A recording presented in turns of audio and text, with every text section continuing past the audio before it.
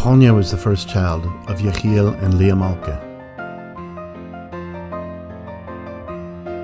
He was born in 1878 and passed away in 1955 at the age of 76. His wife was Rosa Etus from Parici. She was born in 1881 and passed away in 1976 at the age of 95. Together they had 7 children: Moritz, Sam, Isaac, Lisa, Ida, Ruben, and Bertil.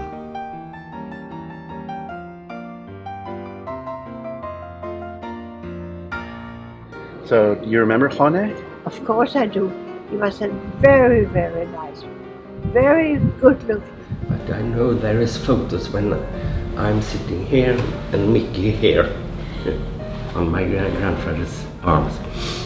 And they had also a summer place not far from Garellick. So we used to go there and visit them during the summer rather often. I was a little girl when Gonja was already a grown man, an old man. He was the oldest of my uncles. But you know, as a little girl, I just smiled and bow and was try to be polite. He was cheerful, and especially during the Seder evening. It was always at their place, the whole family. We were singing, eating, praying. I know it was very special.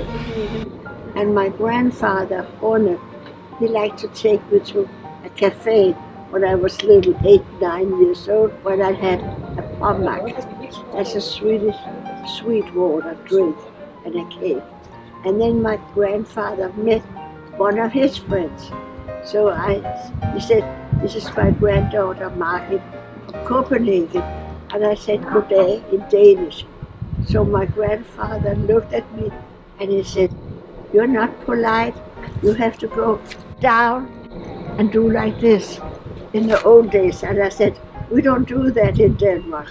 So he got a little mad at me and I got mad at him. But I remember his wife also. I think her name was Rose, but my mother called her Rachel, and my mother said that she was a very kind woman. I have a feeling that my mother appreciated more her than him, even so he was his brother, her brother. She was a good lady Yeah. and a good mother for all the children. Yeah. She was a lovely cook. She was a lovely housewife. Everything was spotless. She baked fantastic biscuits. So I think I was maybe 14 or something. I knocked at her door and I told her, "You are my grandma, and I am Mimi. Hello." She was very surprised, and of course she looked at me and she opened the door. Maybe she asked me if I was hungry, and I was always hungry when I was.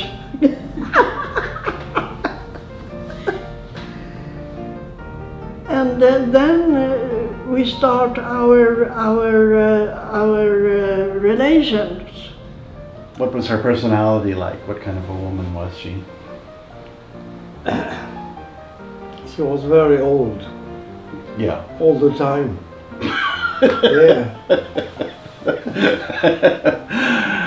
Thomas and me, we were a little afraid of her. Really? Yeah. So She didn't have open arms like this, but she was always friendly, and for me a little bit too old. I was also very shy when I was young. So we had a little distance between us. the son came to visit his mother, Major Moritz, and he was 17 years old, and the mother was 90. And she opened the door for his son, 70. And she said, take off your tie, because you're going to have soup. And I don't want you to spill on your tie. So he said, yes, mother, yes, mother. She spoke very bad Swedish. You know, when you are a child, it's not so easy. Can you imitate it a little bit? Like, how would you say, like, you know, jag ska åka till affär köpa kött. How would you say that? Something like that. Worse than you. I know, mine is terrible.